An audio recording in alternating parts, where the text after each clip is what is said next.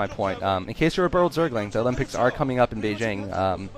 Definitely excited about that. I have some friends who are actually going there to watch. Some family friends, and that must be exciting for them. I love what all the things they're doing to deal with air pollution. It's just amazing. Like I hear Beijing's one of the most polluted cities in the world, and they've actually managed to clean up the air a little bit. The repression, I'm not so sure about. Not such a big favor of limiting freedom of speech myself. Pure's got a little bit of a semi-contained setup against C, and it's really not going to do too much though. I think he just wants to see when C pushes out and make sure he has some things at least to pick off stray tanks or something. But meanwhile, Pure is taking up that expansion at the 9 o'clock. He's getting a lot more gateways up. He's got observers up. So this time playing a very standard game, a safe game. And I think that's actually probably the best way to fight C. C being a standard player of his own. Both players are going to play a macro game on Andromeda here. Neither player going for any kind of risky strategies early off. And this is going to come down to a big fight at the end, and also a fight over expansions. Towards the mid and late game, I'm going to assume we're going to see arbiters from Pure here. That would be the tech that he's most likely to go for. And C trying to get harassed in with those speed upgraded vultures, but they're not going to get anywhere. Yeah, they're just going to get wiped there. So C is going to have scans though, and he's probably going to scan all the locations possible. He's going to know that extra expansion is going to go up, and we'll see if he decides to push out once he gets a sufficient number of tanks. Looks like he's getting that science facility up to get the upgrades probably. And more gateways and a Stargate going up now for Pure. So Pure, around the 9th minute of the game here, going to put down that Arbiter Tribunal probably. And Citadel of Adun going up, Forge going up. I actually don't see the Templar Archives yet, but he's probably going to build it pretty soon so he can get those Arbiters out. Bunch of Vultures laying mines down the middle of the field, just for spotting purposes, really, for C. And C now, yeah, basically doing nothing. Both players at that point in the game where it's kind of like the 7th inning stretch. They basically both are building up for the final confrontation. And whoa, that was not expected. Pure going for the carriers instead of the arbiters. Interesting. Pure has something for carriers, I think. He just likes carriers. I'm not sure if Andromeda is a great map. In fact, I'm willing to say Andromeda is not a good map for carriers. If anything, Othello is a good map. Troy is a decent map for carriers, but Andromeda really does not have the map artifacts, the high ground ledges, the islands, to be able to protect carriers very well. So I don't think this is going to really work for Pure, frankly. I think he's going to be in a bit of trouble here. And C is probably going to scan this very soon. He's going to be able to transition, I think, in time to Goliath to be able to deal with it. It's going to come down to the scouting, but C scouting is generally very good. So I think he is going to be able to spot this fairly soon. Okay, and oh, whoa, none of us saw that coming, not even the observer, but C gets a vulture drop in the back of Pure's base. Nice work there, going to spot the tag, going to pick off a couple of probes, and this is the kind of thing that that C really needs to do in the mid game. While there's in the middle of the lull, basically both players have to get economic harasses off just to gain a small edge in the game. And C has drawn the first blood in the game so far, surprising for a game that's gone this long, but the first blood drawn by C.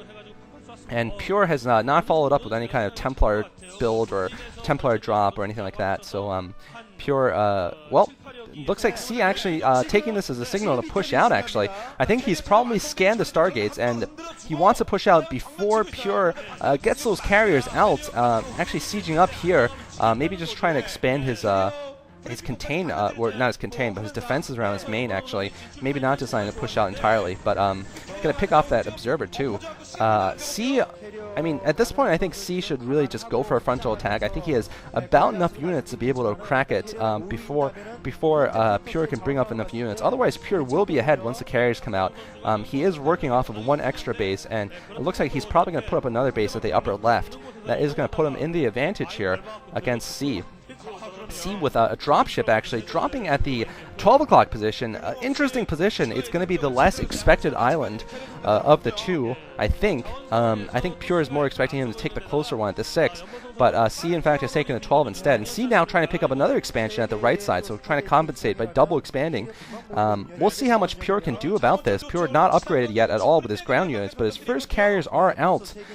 Three Stargates producing carriers. He can do that off of 3 gas though, certainly.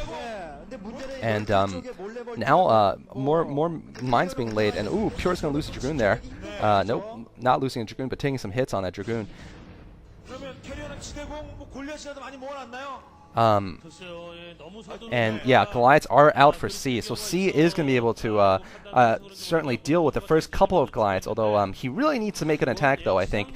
He can't let Pure get away with further expansions, because once the carriers reach a certain limit, of course, the Terran player is really behind.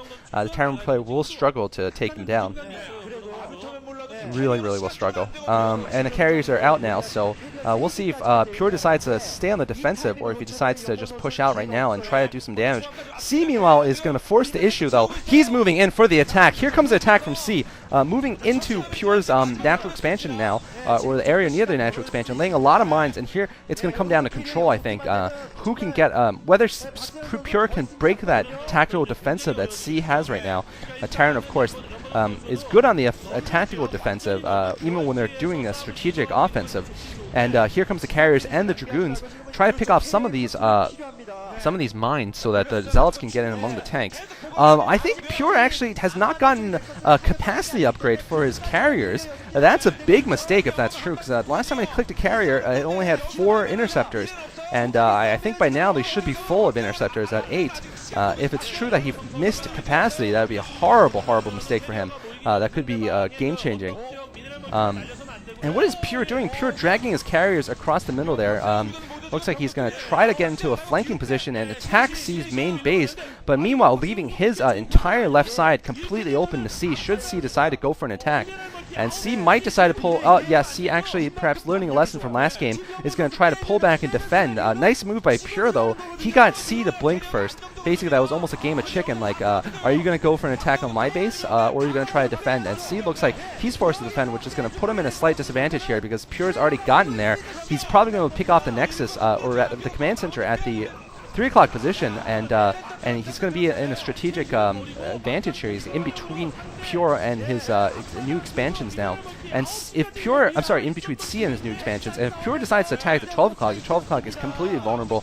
Not sure if Pure knows that exists, but actually C managing to get back in time, and actually C taking down all of Pure's forces there, so Pure overcommitting perhaps, and losing all of his forces there without taking down that command center. So Pure is a little bit behind now, despite the fact that he does have a large carrier force. Just looking at the food count, 148 for Pure and 183 for C. Not an enviable position. Now Pure does have carriers, which are a great evener in these battles. Carriers are just so good when they're in number, but like I said, Andromeda is not a great map. There's not a lot of things to stop the Goliaths from getting underneath. And it looks like the Goliaths are now advancing rapidly. Only 3 carriers in that clump. Looks like a couple more carriers to the left then, so about 6 carriers total maybe for Pure. Yeah, about 6 versus a low